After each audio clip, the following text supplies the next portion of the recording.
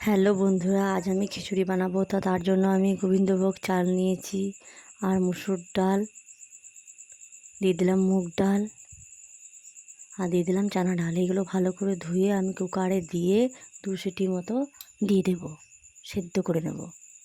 সেদ্ধ করার পর আমি দেখো কুমড়ো, বরবটি, গাজর, আলু, পেঁয়াজ, লঙ্কা, টমেটো সব কেটে নিয়েছি। কড়াইটা চাপিয়ে দিলাম, কড়াইয়ের মধ্যে তেল দিয়ে দিয়েছি। তেলটা গরম হয়ে গিয়েছে, পেঁয়াজগুলো দিয়ে দিলাম।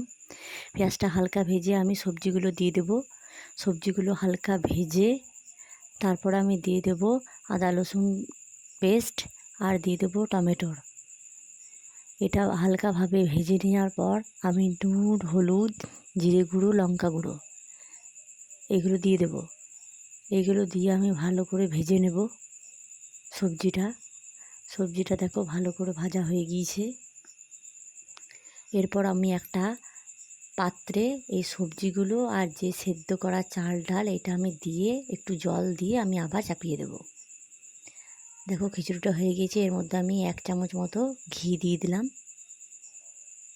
তো কেমন লাগলো কমেন্ট করে জানাবে। আশা করি তোমাদের ভালো লাগবে। আমারও খেতে খুব টেস্টি লেগেছে। তো বাই।